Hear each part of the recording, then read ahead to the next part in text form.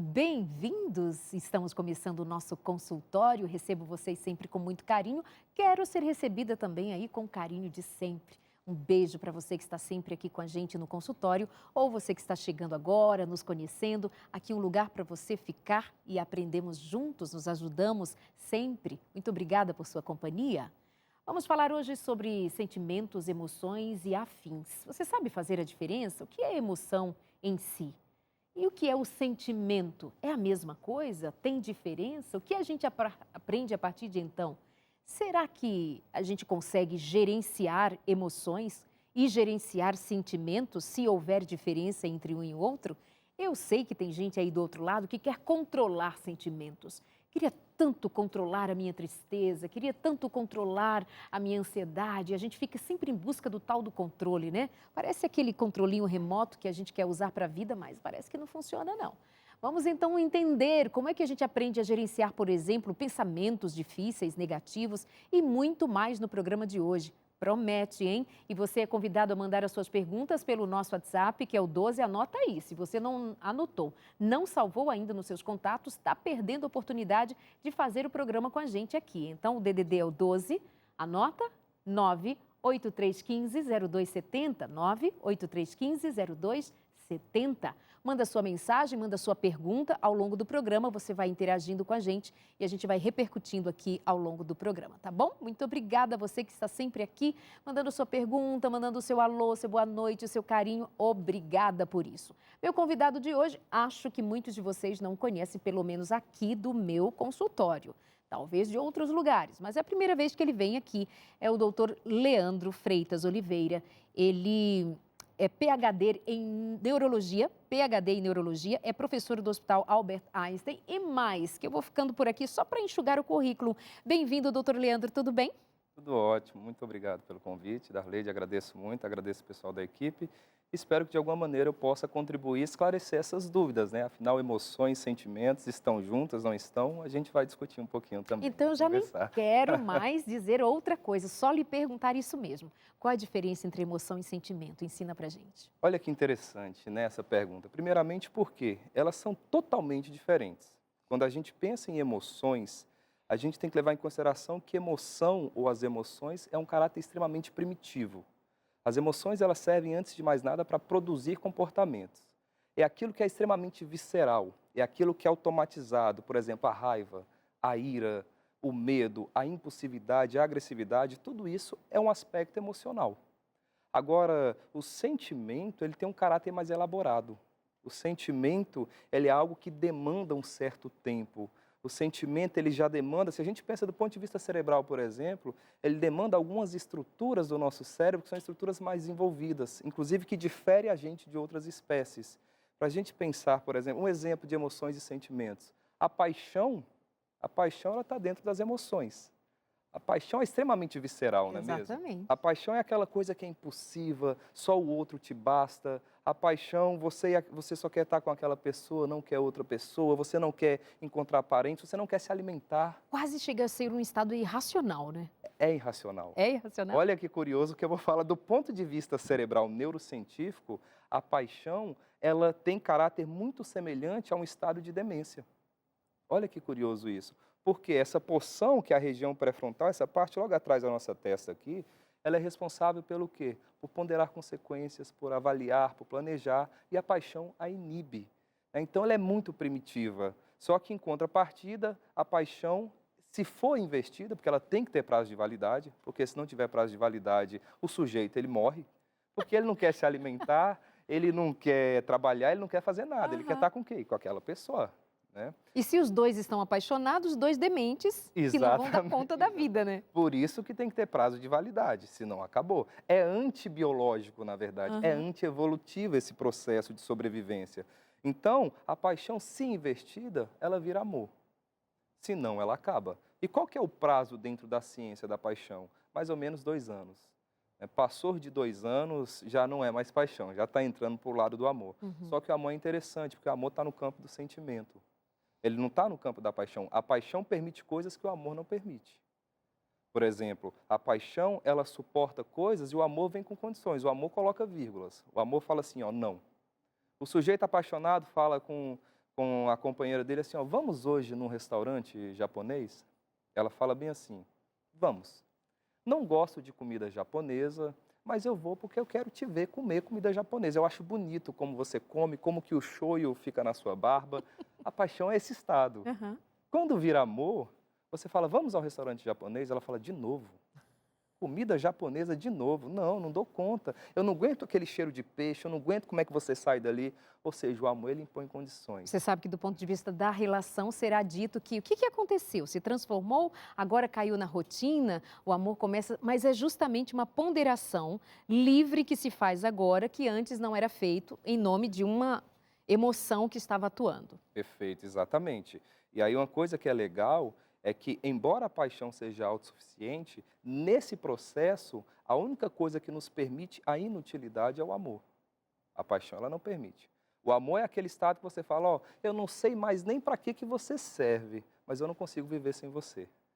Ela já traz um outro campo, ela já recruta. Se a gente pensa, quando a gente pensa em cérebro, aquela parte mais para fora, todo mundo imagina que parece um monte de voltas, aquela estrutura, é aquilo que difere a gente. Tudo que está abaixo dela é primitivo, é igual a qualquer outra espécie. Ou seja, as nossas emoções nos igualam. E o que difere a gente? São os sentimentos. Porque os sentimentos demandam investimento, demanda, por exemplo, eu sempre digo que não existe amor à primeira vista. Isso é extremamente bonito. Nos filmes é legal. Aquela história que uma pessoa sai correndo numa faculdade, para cá, atrasado para a aula, a outra pessoa sai correndo aqui, e elas se esbarram, os livros caem no chão, Aham. elas abaixam para pegar. Trocam olhares. Né? Trocam olhares. Começa a tocar Lionel Richie, elas começam a se olhar. É filme. Naquele momento. É filme. É filme. Não existe. É investimento. Eu só me apaixono porque eu me permitir investir. Quando eu falo investimento e trago para o campo da energia, não é energia física, metafísica, quântica, é a energia que o nosso cérebro produz. Nós produzimos energia. E nesse processo, os sentimentos e as paixões atravessam esse lugar. Né? Então, nesse entendimento, paixão é emoção, Perfeito. amor é o quê? É um sentimento. É sentimento, já é elaborado. É elaborado. Ok. O amor, ele já é tanto que o amor, mais uma vez, o sujeito apaixonado, o que ele faz muitas vezes? Ele vai lá e tatua o nome da pessoa bem aqui, ó, a tatuagem. Qual que é a estrutura que fala pra gente, que pondera a consequência? Essa região aqui, logo atrás da testa mesmo, essa parte que a gente chama de região pré-frontal. Ela que vai avaliar. E ela já saiu, ela não está mais, saiu da jogada. Por quê? Porque a paixão inibiu. E aí o sujeito apaixonado, a voz que nós, a voz que a gente faz durante uma paixão, já percebeu a ligação? Uma coisa assim meio bobinha. Não é fofinho? Amorzinho. Exato. Eu não vou fazer, tá, gente? Eu peço desculpa ao público de casa, eu não vou fazer. Eu acho que você teria que pedir desculpas se fizesse, né? Eu tenho essa liberdade poética aqui. Nós estamos conversando sobre emoções e sentimentos com o Dr. Leandro e você pode mandar a sua pergunta para o nosso WhatsApp 12 98315 0270 para a gente interagir e saber o que você está pensando. Quero sugar aqui algumas outras questões envolvidas com esse tema de hoje, emoções e sentimentos. Já entendemos então o que é emoção, o que é sentimento? Que sim, pega aquele seu caderninho, vai anotando no seu bloco de notas também, vai anotando até para você pesquisar mais, saber mais, porque a proposta aqui é que a gente aprenda junto e a gente aplique isso à vida. Que diferença faz, doutor, a gente aprender sobre diferenciar emoção e sentimento? Perfeito. Essa pergunta é muito interessante pelo seguinte aspecto. Se as pessoas hoje me perguntassem do ponto de vista biológico, o que nós somos? Nós somos máquinas de atribuir algum significado. Tudo que nós fazemos atravessa o significado. As relações que nós constituímos, o trabalho onde nós estamos, o meio em que a gente faz parte, ela depende de significado. Portanto, o nosso cérebro, antes de mais nada, o que ele necessita? De significado. A dúvida, do ponto de vista cerebral, é extremamente perversa. A dúvida, ela gasta energia, coisa que a gente não quer. Porque nós somos convidados diariamente para a zona de conforto. Então, conhecer emoções e conhecer sentimentos nos possibilita, primeiramente, o quê? Atribuir significados, entender aquilo que eu estou passando nesse momento. Eu sempre digo que só tem a possibilidade da gente lidar com as emoções ou qualquer outra questão que as atravesse quando a gente a reconhece. Eu só consigo hoje lidar, por exemplo, com a raiva se eu admito. Eu preciso reconhecer que ela está em mim. Eu preciso entender como que o cérebro a processa, porque dessa maneira, mais uma vez, eu vou atribuir significado para ela. Eu reconheço, isso dói, não é simples. né? Reconhecer aquilo que nos incomoda. Então, o que que eu digo para as pessoas muitas vezes? Eu falo assim, ó, senta com aquilo que te incomoda, que está em você, cria uma intimidade, converse, dialogue e depois você expulsa, né? Ótimo. Esse processo ele é importante. Por quê? Porque tudo, biologicamente, tudo nos convida para o inconsciente. Tudo. E doutor, qual é a emoção mais difícil de a gente admitir ou de conviver com ela? S- Sem dúvida, acredito eu que a parte voltada para a raiva, para a ira, ela é muito difícil. Por quê? Porque como ela é extremamente primitiva, a gente não consegue controlá-la. Ela vai vir, ela emerge. O que é que eu consigo fazer com o tempo? A partir do momento que eu a reconheço, eu vou começar a perceber porque mexe com todo um corpo. Uhum. Embora nós estejamos falando de neurociências, de um cérebro, de um encéfalo em si, isso mexe com todo um sistema endócrino, isso mexe com cortisol, com adrenalina, isso mexe com vários outros aspectos que, ao reconhecer, o que é que eu consigo fazer? Ah, eu percebo que está vindo. Eu percebo que eu estou saindo desse lugar. Porque qual que é o grande problema? O grande problema é aquilo que a gente não enxerga. Não é aquilo que emerge, é aquilo que vem e eu não percebo nesse lugar que eu estou. Eu não percebo que eu fui uma pessoa agressiva, eu não percebo que eu fui uma pessoa invejosa, eu não percebo que eu fui uma pessoa, por exemplo, que passei dos limites. Esse é o grande problema. E mais uma vez, se a gente pensa que tudo nos convida para o inconsciente, o que que eu quero dizer com isso? Antes de eu conversar com as pessoas que estão em casa nesse momento, pensem da seguinte maneira, gente. Se vocês agora, antes de eu começar a falar, talvez vocês não estivessem sentindo a roupa que toca o corpo de vocês. Quem usa correção visual, assim como eu estou utilizando, talvez não esteja sentindo nesse momento e agora passa a sentir. Olha que curioso. Por quê? Porque percepção é sinônimo de gasto energético e o nosso cérebro não quer. Ou seja, as emoções e os sentimentos demandam percepção. O que que ele quer? Zona de conforto. Eu sempre digo, quando que o relacionamento dá certo? O relacionamento dá certo quando ele vai para a zona de conforto. A zona de conforto dá bodas de ouro facilmente. Verdade. O que tira dessa boda de ouro? Discutir a relação, ou seja, atribuir significado, atribuir consciência, né? Então, quando a gente fala assim de emoção primitiva, é aquela emoção que vem de origem, assim, das nossas entranhas e não passou pelo pensamento ainda, não passou pela avaliação, não passou pelo processamento daquilo que vem, né? Alguém machucou você, pisou no seu pé. Ai, o que você sente além da dor e às vezes é uma raiva assim, ai, meu pé. Então, depois é que você diz, não, mas ele não pisou porque quis. Ah, é claro, não, entendo, tudo bem. Aí você vai lidar só com a dor, porque a raiva, você entende? Então, isso que vem sem passar pelo pensamento. E uma das emoções sobre as quais nós falávamos antes, e o doutor disse, Darley, de ser uma das difíceis também de reconhecer, é a inveja. Onde é que dói no cérebro a inveja? O que que é a inveja enquanto emoção? E como é que eu aprendo a lidar com... Que sentimento vem da inveja? Como é que eu elaboro a inveja para trabalhar com ela? Olha que interessante, né? Porque se a gente começa Só um a instante. Eu percebo que ele gosta muito desses assuntos. Quando ele começa a falar, ele já vai sorrindo. já. Muito É bom. porque volta naquilo que eu comentei, volta no significado. Aham. Que a gente começa a perceber, eu sempre digo que a biologia nunca nos determina, ela nos orienta.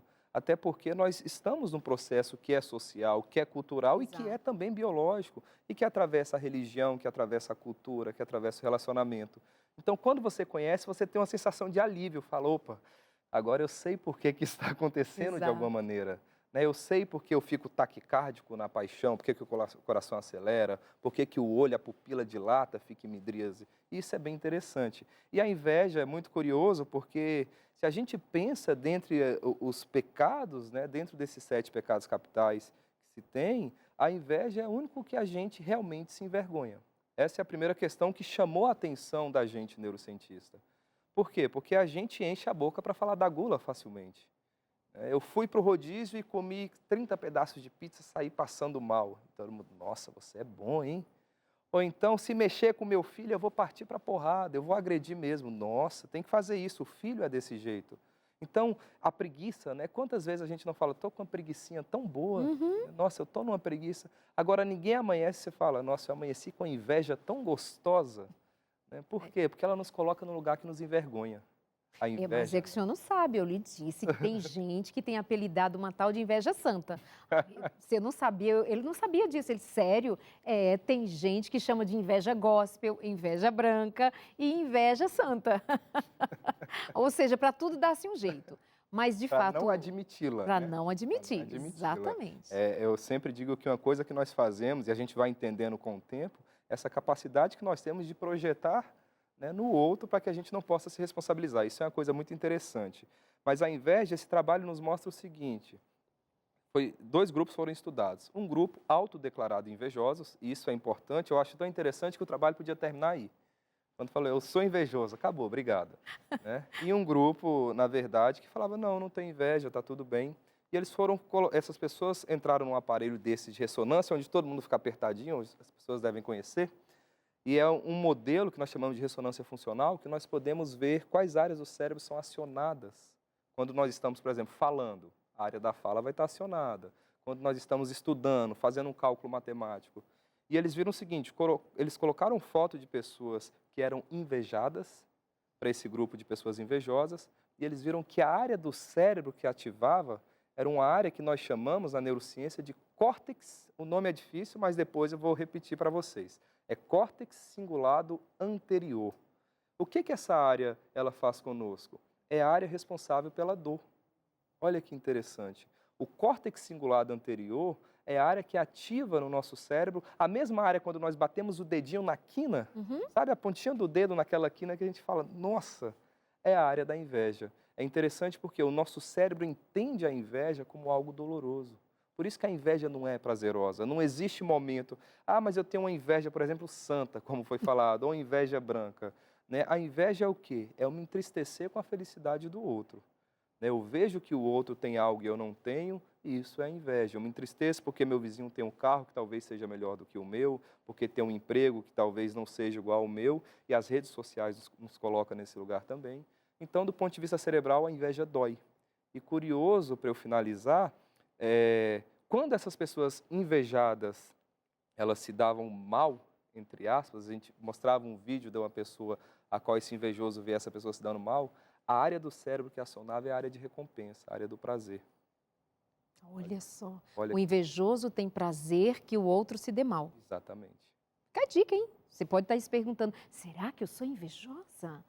Será que eu sou invejoso? Pensa, fico feliz quando alguém se dá mal? Fica a dica, né? Para a gente pensar. Volto a dizer que você pode interagir com a gente. Nós estamos aqui no consultório de família, hoje conversando com o Dr. Leandro Freitas Oliveira, ele que é neurologista e também neurocientista, PhD em neurologia, professor do Hospital Albert Einstein. E é um prazer recebê-lo aqui para ajudar a gente a pensar sobre outras coisas, mas que você pode perguntar para a gente no 983-150270, o DDD é o 12. E aproveitando que nós estamos falando hoje sobre emoções e sentimentos, lembra que nós temos aquele guia de estudo gratuito para você pedir sobre justamente emoções e sentimentos. Esse você pode pedir no outro WhatsApp, que é o 982444449. Você não vai pagar nada por isso, vai receber em casa esse material que também foi elaborado pela doutora Rosana Alves, que é neurocientista, psicóloga e neurocientista, e esse material está sensacional. Manda sua mensagem para a gente no 12982444449. Darleide, gostei muito desse tema, quero saber mais sobre emoções e sentimentos, então pede o seu guia de estudo, tem muita coisa boa aqui para você, tá bom? Volto a dizer, não vai pagar nada por isso. E a gente continua aqui conversando com o Dr. Leandro, e algo que também tem sido muitas vezes tem sido alguma coisa que é pertinente ao nosso dia a dia, é a tristeza. Tristeza, emoção, tristeza, sentimento. Como é que eu lido, como é que eu entendo? Porque isso é alguma coisa que faz muito medo e as pessoas estão desesperadas, eu estou muito triste. Como se nós não conseguíssemos em algum momento viver sem tristeza, doutor. Perfeito. É bem interessante essa colocação e extremamente necessário para que nós possamos diferenciar. É importante dizer que não existe nada. Quando a gente pensa em transtornos neuropsiquiátricos, psicológicos, não existe nada que tenha, por exemplo, naquela pessoa tida como louca, naquela pessoa diagnosticada com um transtorno, que não tem em nós. Essa é a primeira questão. Qual que é a diferença? A diferença é a intensidade. A intensidade, porque nós seguimos o quê? Nós seguimos aqui, mais ou menos no meio. Nós estamos aqui. Então, se eu começar a ficar no estado de extrema felicidade, as pessoas não nos contam isso, porque o sistema quer nos vender o quê? Felicidade constante. E felicidade constante é um transtorno psiquiátrico chamado mania. Ninguém é feliz 24 horas, não existe essa possibilidade da gente amanhã. Eu sempre falo, inclusive, desconfie de quem amanhece sorrindo demais. Desconfie dessas Procure pessoas. ajuda. Procure ajuda. Essas pessoas que amanhecem, abraçam árvore, começam a cantar, assoviar em casa, tá, gente? Então, você que está em casa, desconfie, tá bom? Brincadeiras à parte. Claro, claro. Mas por que que é importante dizer? Porque assim como essa felicidade constante ela é patológica, eu recebo muito isso nas minhas redes sociais, em meio a um processo que nós estávamos experimentando, que é uma pandemia. A pandemia ela nos colocou numa incerteza, por exemplo, incerteza sobre a etiologia de nossas perdas. Teremos perda de etiologia biológica, etiologia econômica, nós não sabíamos. E a incerteza volta naquilo que nós conversamos, gasta energia. Né? Ela demanda um certo gasto energético. É tão curioso isso, tem um trabalho que eu acho muito plausível colocá-lo aqui, que eles pegaram um grupo de pessoas que não sabiam qual que era a clínica, qual que era a doença que eles tinham, passaram anos investigando e quando descobriram que estavam numa doença que era um estágio avançado já da doença. Olha que curioso. E aí eles falaram o seguinte, mesmo depois do diagnóstico, eu fiquei mais tranquilo. Qual que é o segredo? O que está por trás disso? A resposta é a seguinte, é muito mais confortável a certeza da morte do que as incertezas da vida, do ponto de vista cerebral. Olha isso. Nós não conseguimos lidar com incertezas, nós não conseguimos lidar com esses processos que atravessam as dúvidas. Né? Então, quando a gente pensa ainda no aspecto tristeza e felicidade, ou seja, o excesso da felicidade é um transtorno psiquiátrico chamado mania, e o excesso de tristeza também é um transtorno chamado depressão. Qual que é o processo saudável? A tristeza que a gente tem normalmente, no dia a dia. Tem dia que a gente amanhece mais para baixo. Quando é patológico? Quando isso já não faz com que eu consiga me movimentar. Quando eu já não consigo mais trabalhar. Quando já coloca em risco, por exemplo, a minha saúde, não consigo me alimentar. A depressão nos coloca num estado psiquiátrico que nós chamamos de anedonia, que é a perda da capacidade de sentir prazer. Então, aquilo que antes me causava prazer, o alimento, ou a música, ou a relação, ou a diversão, o lazer, ele já não tem.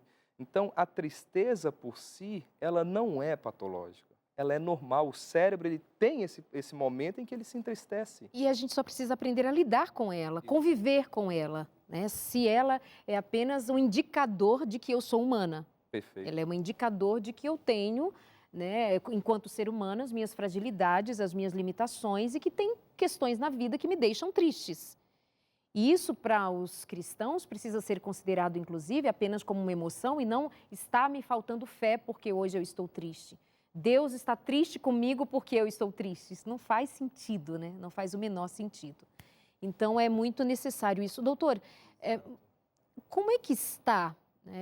Lembrando que eu estou falando com um professor de um dos hospitais mais renomados do Brasil. Doutor, quantos livros o senhor escreveu só durante a pandemia? 4? Então, durante a pandemia foram 4, né? Foi o Neuroanatomia Clínica, Diagnóstico Topográfico e Neurologia, o Cérebro e as Emoções e Princípios de Neurogenética. Estou triste, confesso. Ele esqueceu o livro que traria aqui para a gente no avião, no voo, deixei lá no...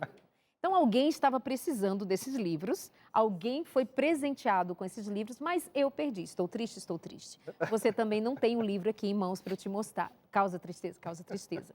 Mas só para dizer que tem muitos livros já escritos, livros de 600 páginas. Então, a gente está falando com alguém que realmente se debruça sobre os estudos e está traduzindo aqui para a gente numa linguagem que seja fácil e acessível. Já ia jogar uma outra pergunta, mas tem interação. Já vamos saber o que está chegando para a gente. Você que escreveu para o nosso WhatsApp 983150270, pode mandar a produção.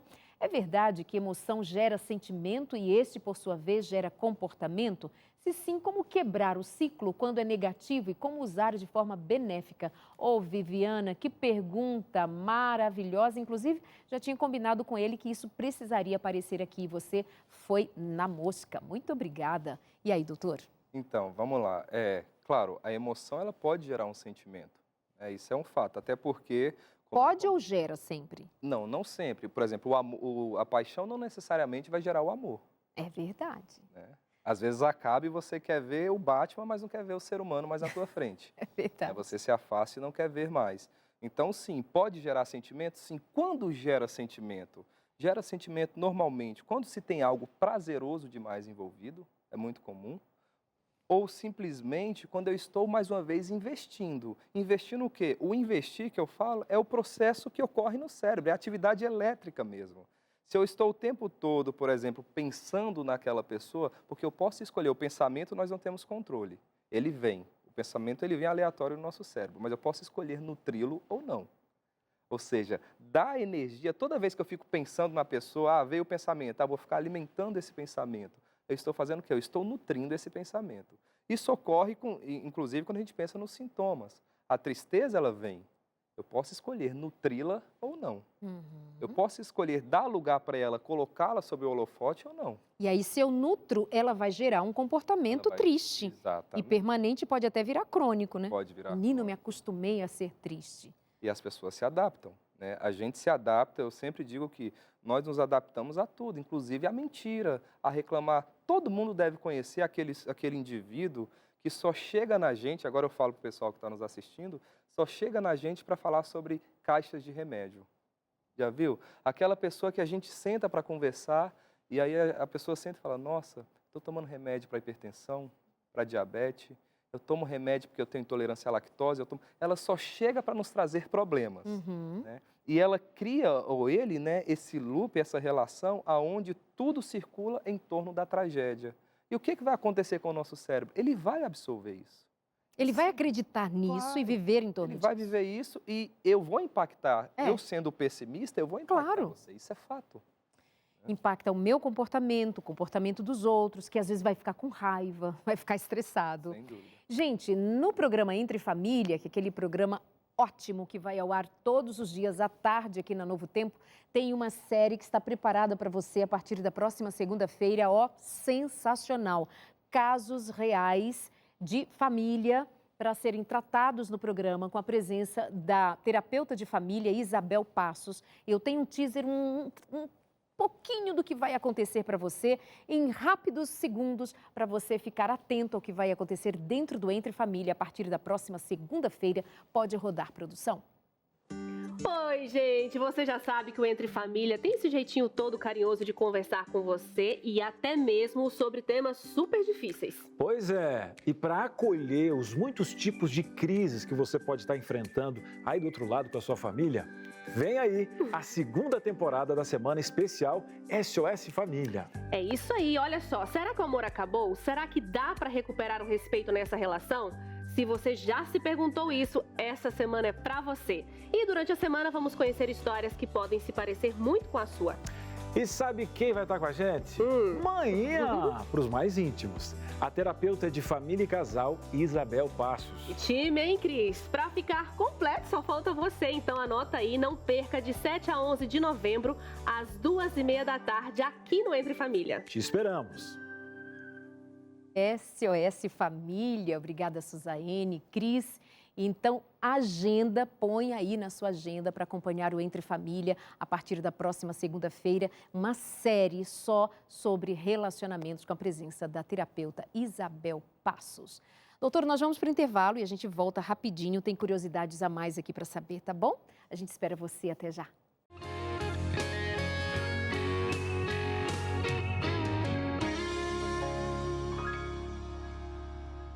Voltando, meus amores, conversando com você, que interage com a gente sempre, conversando hoje com o doutor Leandro, que está aqui respondendo perguntas. E eu dizia agora para ele, olha, aprendi muita coisa hoje aqui, mas o que mais eu gostei foi que ele chama óculos de corretor visual. É chique, né? Achei muito chique. Eu não uso mais óculos, tá, gente? Eu uso corretor visual, aprende aí. Dá até vontade de usar, né? Dá até vontade de usar, eu não consigo viver sem meu. Já te falei da revista do nosso guia de estudo Sentimentos, a Ciência do Existir? É só para lembrar para você que pode mandar mensagem e pedir a sua. 12 é o nosso DDD, número 983150270. Ah, Darlide, eu não tenho esse aplicativo. Pode ser por telefone? Pode também. O nosso DDD é o 12, telefone é o 2127-3121. 12 2127-3121. Você pode pedir todos os dias até às 22h30. Acho que agora já não dá mais. Você deixa para o horário da manhã ou tarde também. 12 21 27 31 21, guia de estudo sobre emoções e sentimentos. Doutor Lê, já tem interação, pessoal? Já posso vir com a primeira questão aqui? Então vamos lá. Vamos a partir de quem enviou para a gente a sua mensagem. Vamos lá. É a Catiane. Tenho vivido esse misto de emoções e sentimentos. Não sei como lidar com eles no meu matrimônio. Um misto de decepções, de amor, que nem sei como agir. Me calo para ter paz e perco a paz por me calar. Olha, Catiane, como você soube escrever bem. Me calo para ter paz e perco a paz por me calar. Tem ali alguma coisa, obrigada, viu, amada? Tem ali alguma coisa de frustração numa relação, né? Tem outras pontuações ali que a gente poderia pensar e tratar sobre, mas tem algo ali de frustração no relacionamento. Onde é que dói a frustração? É bem interessante essa colocação, primeiramente porque, para a gente pensar em frustração, a gente não tem frustração se não tem expectativa. Isso. Essa é a primeira questão. Eu não me frustro por aquilo que em nenhum momento eu criei expectativa. A grande pergunta que nós fazemos é, tem possibilidade de ter uma relação sem expectativa? Não. É a primeira questão, né? E claramente não. A gente já entra num relacionamento, ela está falando de uma questão matrimonial, ou seja, tem aí a expectativa envolvida. E a expectativa do ponto de vista cerebral ela é um tanto quanto curiosa. Porque, primeira coisa eu espero, literalmente, eu espero que o outro reconheça, e eu já digo agora, é Tatiane, né? Sim. Relacionamento, antes de mais nada, é importante falar para todos que estão nos assistindo nesse momento, não é contabilidade. Essa é a primeira questão. Eu não posso tratar a relação como contabilidade. Eu não posso chegar para o meu companheiro, para a minha companheira e falar, ó, aquele dia eu fiz, ou seja, agora você tem que fazer. Eu não posso fazer isso. Essa é a primeira questão. Ou eu faço de uma maneira ingênua, sem esperar nada em troca, ou eu não faço. Porque senão a gente acaba tratando igual a gente trata literalmente a contabilidade. É o primeiro aspecto. E a segunda questão é, quando a gente pensa na frustração, se eu fiz esperando que o outro admita, que o outro me reconheça, e essa pessoa não me reconhece, existe uma estrutura no cérebro, eu vou falar o nome depois eu explico, chamada de abênula lateral. O que essa estrutura faz? Toda vez que eu estou frustrado, ela aciona. Ela ativa, ela vai lá e acende no aparelho, se a gente vê uma ressonância funcional.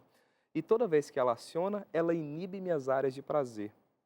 Ou seja, aquilo que me traz significado, circuitos que nós chamamos de circuito de recompensa, que me possibilita querer cada vez mais, ou seja, querer cada vez mais estar no relacionamento, querer cada vez mais estar no meu trabalho, querer cada vez mais praticar atividade física, essa estrutura quando acionada, essa abênula, ela inibe. E aí, mais uma vez, o que acontece? Eu vou perder a capacidade de sentir prazer. E os trabalhos mostram que excesso de ativação da abênula lateral causa características, sintomas clássicos de depressão também. Então, quem mantém expectativas muito altas, se estas expectativas não são correspondidas, tende então a haver essa perca de prazer, obviamente. Eu esperava, não veio, eu me entristeço. Esperava, não veio, eu me entristeço. Então, isso pode desencadear até mesmo uma depressão. Sem dúvida. E quando maior a expectativa, maior vai ser o quê? A gente tem mensageiros químicos no nosso cérebro. A gente tem mensageiros que trazem alguma informação, seja informação de prazer, informação de alarme, de vigília, informação de perigo. Então nós temos um deles, que é um mensageiro chamado dopamina, que ele faz o quê? Ele leva informação de prazer. Na expectativa, quanto maior a expectativa, maior a quantidade de dopamina no meu cérebro. Quanto maior a quantidade de dopamina, maior o impacto quando eu me frustro. Então vai ser muito maior esse impacto e automaticamente essa frustração me faz perder aquilo que nós temos, que é necessário na relação, que é o significado. Por que eu estou nesse relacionamento? Ele atravessa o significado, senão não faz sentido estar. Então é nesse aspecto também. Bom, minha querida, pensa nisso, né? De você oferecer com baixa expectativa do que ele tem para te dar de volta. Claro que relacionamento não tem como a gente fugir de uma expectativa de retorno. Obviamente, nós somos nutridos numa relação, nessa troca, no que a gente chama de troca, mas verifica o quanto você ainda tem para oferecer para ver se desperta no outro algo que venha a te trazer de volta um sentido, um significado para essa relação. Porque é necessário, inclusive, que você gaste todas as cartadas, use todas as possibilidades, até para que depois você não carregue nenhuma culpa de não ter investido. Porque muitas vezes a gente pensa, um casamento não deu certo, a relação não vai para frente, eu estou muito frustrada, infeliz, estamos infelizes, e há quem já opte pelo divórcio. Mas quantas são as pessoas que pensam depois, e se eu tivesse tentado fazer diferente? E se eu tivesse insistido mais um pouco, sendo que não estamos falando aqui em condições de violência, de abusos? Por favor, vamos fazer separação de uma coisa e outra. Nós estamos falando de um relacionamento onde muitas vezes esse relacionamento esfria, onde as pessoas já não se retroalimentam para dar prazer e sentir prazer nessa relação. Então vamos separar, não estamos falando daquilo que é da categoria da violência, do abuso, e isso a gente já tem muito claro sobre o que significa e como agir e como tratar. Ok? Mas veja se de fato você já tem feito o seu melhor para ver se resgata o que um dia existiu. Eu tenho a impressão que um dia vocês se amaram, não? Para onde esse amor foi? Ele evaporou? O que pode ter acontecido? Precisar de ajuda, estamos por aqui, tá bom, meu amor? Interação na tela, saber mais quem está perguntando, aproveitando a presença do Dr. Leandro. Rony Araújo diz, como faço, Roni, como faço para lidar com as minhas emoções de raiva e ciúmes? Falamos da raiva, mas não dos ciúmes. Por ver coisas que depois descubro que não existe com meu parceiro, a tal dos ciúmes ali. Roni, obrigada, meu amor. A famosa paranoia. E eu vi, não vi, era só um fantasma, não tem. E aí, doutor, como é que faz com ciúmes? Eu gosto de perguntar para ele assim, doutor, onde dói? Lá no cérebro, onde é que é a região responsável pela dor do ciúmes? Porque deve ser uma dor. Bom, quando nós estamos aqui, a gente percebe que essas perguntas não passam para a gente antes, elas ocorrem, né? E a gente tem que falar, né? Isso é ótimo, eu adoro. Não é à toa que eu digo, olha, PhD, professor do Hospital Albert Einstein, ou seja, qualquer pergunta que chegar tem que passar, sem filtro. Então, é muito interessante porque o ciúme também é reconhecido no cérebro como dor, nessa região do córtex cingulado anterior. O ciúmes, ele também dói. Ah, mas um pouquinho de ciúmes é bom? Não, tá? Não existe essa ideia do que um pouquinho do ciúme, não. O ciúmes, ele basicamente é muito claro nessa fala, na colocação da colega, que nos mostra o seguinte, uma sensação de insegurança muito grande, né? Atravessa, eu coloco isso no campo do imaginário e o nosso cérebro adora isso. Ele adora, eu sempre falo, quando que a relação ela dá certo? Antes de mais nada, eu preciso me conhecer, isso é um fato importantíssimo. Eu não consigo lidar com o outro se eu não me conheço, não tem essa possibilidade. Eu preciso primeiramente me conhecer. A segunda questão que é importante, conhecer o outro um pouquinho, porque a gente nunca vai conhecer de verdade. Ah, não, mas eu conheço tão bem, eu estou há 40 anos na relação. Mentira, tá, gente? Não conhece, não tem essa possibilidade. Por que eu preciso conhecer um pouco? Para eu entender, porque é muito interessante, Darlene, porque algumas pessoas têm mais fome de solidão do que outras. E isso é fato. E não quer dizer que isso seja um desafeto, um desamor. Algumas pessoas preferem ficar mais afastadas um pouquinho. E aí o que nós fazemos dentro das nossas neuroses? A gente acha que o outro está traindo, que o outro está com outra pessoa, não me quer, não me ama, e às vezes só quer ficar nesse local de estar sozinho um pouco. Essa fome de solidão, ela varia de pessoa para pessoa. Outras pessoas têm uma necessidade de presença mais forte.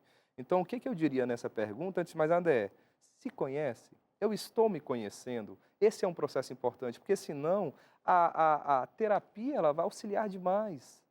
Um processo analítico, uma terapia comportamental, ela ajuda muito nesse autoconhecimento. E a outra questão esse parceiro ou essa parceira, eu conheço realmente? Se não, eu preciso também. A gente tem que ter essa troca, essa intimidade. Eu sempre falo, a gente tem que largar um pouquinho esses smartphones e fazer outras coisas, e conversar, e trocar. Eu percebo casais que conversam muito mais nos smartphones do que conversam pessoalmente. Ou conversa com os outros, com terceiros, Exatamente. E entre si não há diálogo. E que interessante, né? Nós somos seres extremamente comunicativos. Nós temos linguagem verbal, não verbal. Numa piscadela a gente já está comunicando alguma coisa. Mas é uma das áreas em que mais a gente sofre, principalmente nas relações mais íntimas. A gente não faz uso do poder da comunicação a nosso favor, a gente não faz uso da comunicação a favor das relações como um todo, e fica aí uma sugestão para você aprender a se comunicar, e a aprendizagem da comunicação começa por como a gente se comunica com o nosso próprio eu. Quem sou eu? O que eu estou fazendo aqui? Meu propósito? O que sinto? Por que sinto? Então, eu preciso me comunicar, o meta-pensamento, meta-entendimento, meta-diálogo, para a gente saber e aprender também a dialogar com os outros, pense nisso. Doutora, o senhor trouxe uma questão interessante, não sei se ia dizer algo mais sobre o Não, que ela não, disse, eu acho que é básico ela se conhecer, exatamente. né? Perfeito. Aí você trouxe o elemento redes sociais ou smartphone. O que dizer sobre esse instrumentinho, esse elemento que apareceu entre nós e veio para ficar e que já se sabe causa, além de muitos benefícios, claro, não é a história do demonizar, mas é reconhecer que também vem com ele muitos prejuízos, principalmente para as relações. Quais são os efeitos? O que isso tem causado segundo os estudos, doutor? Tá, perfeito. Os efeitos são diversos, né? Quando a gente pensa em smartphone, é importante dizer, antes de mais nada, que nós somos o país que mais faz uso desses rapazes. Uau! Nós passamos em torno de 5 horas do nosso dia em frente a essas telinhas. Então, 5 horas durante o dia. 5 horas durante o dia, se a gente pensa num ano, são Vezes 1.825, né? Se eu tiver errado, gente, calcule em casa aí, por favor, tá? 1.825 horas. Se a gente calcula numa vida de aproximadamente 76 anos, que é a taxa de mortalidade, claro, algumas pessoas vivem mais e outras menos, por isso nós temos esse número, isso equivale a 16 anos de nossas vidas em frente à tela. Meu Deus. E aí isso atravessa tudo que nós estamos conversando. Isso vai atravessar a depressão, a ansiedade, relacionamento, inveja, ciúmes. Por quê? Primeiro que a internet nos cria uma sensação muito perigosa. A internet nos coloca num lugar que a gente tem que repensar. Qual que é esse lugar? A internet te coloca nesse lugar aonde o outro, a vida do outro é sempre muito mais interessante do que a minha. Porque nós postamos tudo a cada momento. A gente posta a foto do prato, a gente posta a foto da academia, coloca partiu, foco, força e fé, né? Aí tira foto e posta, e coloca postagem da viagem, do trabalho, como se só vivesse esse lugar de felicidade. Ninguém posta frustração. Ninguém posta os dissabores que a vida tem. Eu sempre digo, gente, biologicamente a vida tem vários desprazeres. Essa é a grande questão. Não venham me falar que a gravidez ela é totalmente maravilhosa. É lindo o processo de gerar uma criança, é maravilhoso, mas é cheio de desconforto. Sim. Tem enjoo, tem dor de cabeça, tem alteração hormonal. A criança, quando ela nasce com o intestino não está pronto, vem a cólica, aí os dentes começam a nascer, começa a doer, vem febre. Então, tem todos esses processos. A mãe, os bastidores, o pai. Perfeito. E aí, então, a internet te coloca nesse lugar onde você começa a pensar coisas muito curiosas. A gente começa a pensar que o meu vizinho, que eu sigo nas redes sociais, ele ama melhor do que eu. E sabe, doutor, até mesmo aqueles que se propõem a mostrar a chamada vida real, ninguém mostra a vida real numa temperatura ambiente. Exatamente. Digamos, vou mostrar a maternidade real. Muitas vezes ela vem carregada. Olha como eu estou cansada, olha as minhas olheiras, olha só que sacrifício. Vem um drama envolvido. Então, esse ambiente que a gente está, só a gente, o que está acontecendo à volta, sem câmera, mesmo quando a gente se propõe a mostrar essa realidade, tem um filtro. Tem uma emoção que vem aqui, eu quero mostrar esse ângulo, nem que seja do drama. Então, ele está falando de que a gente, no fundo, precisa viver a vida real, doutor. Perfeito, exatamente. E aí a gente passa a criar pensamentos extremamente perigosos para o nosso cérebro, né? Porque eu começo a entender que a relação do outro é muito melhor do que a minha. Parece que o outro ama melhor do que eu, parece que o outro se alimenta melhor do que eu, trabalha melhor do que eu, vive melhor do que eu. E, mais uma vez, isso do ponto de vista cerebral te faz o quê? Criar mecanismos que voltam para o que nós conversamos, depressão, né? Nós lideramos hoje, nós somos o país mais... No último dado da Organização Mundial de Saúde de 2017 que teve, a gente liderava ansiedade e ficava em segundo em depressão, atrás somente dos Estados Unidos. Agora, em 2021, pós-pandemia, os últimos artigos que saíram, a gente está liderando depressão e ansiedade. Meu Deus. Somos o país mais deprimido do mundo e somos o país mais ansioso do mundo também. Tem explicação, doutor? Por que tanta ansiedade, tanta depressão? Então, para mim, uma delas é exatamente esse rapaz, o tal do porque é o que a gente mais usa. É uma das questões. Então, isso já se reflete nos estudos mesmo, propriamente dito, de ansiedade e depressão. Sem contar os mecanismos de vício. Os smartphones, eles causam mecanismos de vício no nosso cérebro. Tem um vício hoje que chama-se nomofobia. As pessoas afastadas do smartphone, eles começam a ter vício igual qualquer outro tipo de droga. Onde você tem um tremor, onde você fica com irritabilidade, você fica ansioso. Então, você tem vários mecanismos que ficam envolvidos por conta dos smartphones. E, além disso, tudo que nós estamos experimentando também, né? Nós atravessamos uma pandemia, né? Então tem várias questões que acabam também influenciando e, mais uma vez, embora seja extremamente prazerosa a internet, ela é perigosa em um aspecto. Por quê? Porque ela te convida para a distração. E qual que é o problema da distração? Porque o nosso cérebro gosta dela. né? Porque não gasta energia. Qual que é o problema da distração? Ela não nos possibilita ressignificar nossas dores. É simples. Ressignificar, atribuir significado para a dor é recrutar consciência. Recrutar consciência é gastar energia. E, mais uma vez, eu volto no princípio da roupa. A gente para de senti-la, porque é gasto energético. E isso atravessa, basicamente, todos os sentimentos. Eu não presto atenção, eu não reconheço, portanto, eu não aprendo. Eu não dou significado ao que realmente vai dar sentido para a minha vida.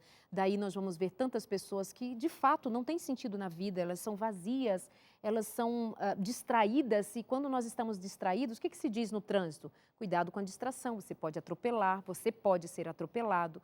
A gente pode perder muito na vida de tanto sermos distraídos. A quem interessa que a gente seja tão distraído, né? Bom, fica aí a pergunta. Gente, eu preciso fazer uma pausa agora para chamar a respeito de um evento que vai acontecer no próximo mês. Não, nós já estamos no mês que vai acontecer agora, novembro, um momento que é muito especial para todos nós aqui na Novo Tempo. Produção, joga aí o que está por vir. No dia 26 de novembro, a Rede Novo Tempo de Comunicação vai transmitir um grande programa para TV, rádio e internet.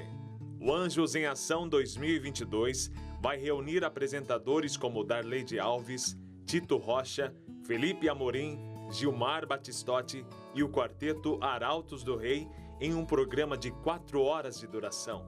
Será um momento único onde você vai poder celebrar conosco por todas as bênçãos que recebemos de Deus durante este ano. Uma das formas que usamos para demonstrar como Deus tem guiado a Novo Tempo na transformação de milhares de vidas é por meio de lindas histórias de pessoas que vêm de vários lugares do nosso Brasil. No Anjos em Ação desse ano, a gente quer trabalhar como Deus tem usado os meios improváveis para alcançar o coração humano, né? Com algumas situações, né, em que as pessoas de repente podem pensar que é por acaso, mas Deus usando a Novo Tempo como um meio para alcançar os corações, né? Então a gente vai ter histórias de pessoas que de repente estavam numa situação difícil, pensando de repente em tirar a própria vida, ou pessoas passando por problemas na família, doença, separação, e a Novo Tempo chegando no momento certo, né? De repente a pessoa esbarrando ali no controle remoto ou pesquisando na internet, encontrar de repente um programa que falava exatamente sobre aquele assunto, Deus usando esses meios improváveis. Uma das histórias de transformação de vida que você vai acompanhar no Anjos em Ação desse ano vem do estado do Pará, mais especificamente de Brinco da Moça, uma comunidade indígena que só tem acesso por meio de viagem de barco pelo rio Amazonas. A nossa equipe de reportagem foi até lá e entrevistou o indígena Sivanildo, que contou como o sinal da Rádio Novo Tempo está chegando no meio da floresta amazônica. Meio-dia, quando dava meio-dia, 1 hora que é nosso horário, parava, eu ficava escutando. E aqui também, quando o rádio tá bom, bem atrás aqui, eu montei um fio que a gente bota aí. Aí a gente procurou onde que dá para ver a estação do rádio. E a gente busca botar o rádio num local, pegar e ajeitar a antena. Chega naquela hora, eu já digo, filho, bota aí para a gente escutar o que está acontecendo, o que vai acontecer. A história de transformação de vida do Silvanildo é apenas uma de muitas outras que nós vamos exibir no Anjos em Ação deste ano. Mas além das histórias, nós vamos te mostrar lindos testemunhos de pessoas que mês a mês doam recursos financeiros para Novo Tempo e que aqui nós chamamos carinhosamente de Anjos da Esperança. Tudo isso e muito mais você confere no programa Anjos em Ação deste ano, que vai ao ar a partir das 8 horas da noite do sábado, dia 26 de novembro. E fique tranquilo se você acompanha Novo Tempo só pela internet. Saiba que o Anjos em Ação vai ser transmitido ao mesmo tempo para a TV, rádio e o canal do YouTube da Rede Novo Tempo. Anote em sua agenda ou crie um alerta em seu celular e venha louvar e agradecer a Deus por todas as bênçãos que você e nós da Novo Tempo recebemos por termos confiado mais uma vez que Deus tudo pode. E vamos coroar este mês, no final do mês, com o programa Anjos em Ação, que é uma grande celebração de gratidão a Deus. Fazemos uma prestação de conta, falamos dos nossos sonhos, mas mostramos a essência do trabalho da Novo Tempo, contando histórias de vidas transformadas. Histórias que serão contadas graças ao poder de Deus, do seu Espírito, atuando através do Novo Tempo e graças aos anjos da esperança, que de igual modo são instrumentos nas mãos do Senhor. Por isso, convite desde já para que todos acompanhem tudo o que vai acontecer no mês de novembro e possam celebrar com a gente também. É isso, meus amores, vem aí o nosso grande encontro que é anual e a gente fica esperando esse dia, o dia de contar muitas histórias, são 4 horas de programa ao vivo e esse ano, mais uma vez, nós vamos dar assim o tom maior que é Deus, o que tudo pode, é só Ele que tudo pode. E tudo que fazemos, tudo que temos aqui, tudo que nós temos mostrado para você é porque Deus tudo pode. Inclusive, tem feito com que eu e você estejamos aqui para aprendermos, para juntos fazermos bem uns aos outros e assim prosseguirmos nessa jornada. Nós vamos então agora, para finalizar o nosso programa, ainda tem alguns minutinhos com o Dr. Leandro. Tem uma interação, pode jogar, por favor. Vem para cá que eu quero saber o que a Maísa diz, como focar na emoção que está motivando uma discussão e não na verbalização irrefletida. Olha que pergunta bem elaborada, menino. Sinto que distanciamos da causa que nos motiva e nos enredamos numa série de frases infelizes. A gente acaba se perdendo ali. Eu acho que isso... Obrigada, produção. Maísa, beijo para você, meu amor. Eu acho que, às vezes, ela pode estar indo ali no caminho de querer saber quando é que eu me perco de entender a emoção e, sabe, me perco no processo. Será que tem a ver com a falta de autoconhecimento e de conhecer a própria emoção, doutor? Sim, na verdade, as duas coisas, né? A primeira questão é a emoção, quando ela é em excesso, sempre. Seja uma emoção tida como positiva, como negativa, ela automaticamente nos tira a capacidade de avaliar consequências. Você avalia a emoção negativa ou positiva ou as emoções são apenas emoções? Então, se a gente pensa, por exemplo, que a paixão ela te causa, de certa maneira, um prazer, alguma sensação de bem-estar, quando correspondida, e a gente pensa, por exemplo, na ansiedade e no medo, eu posso colocar esse medo numa sensação de...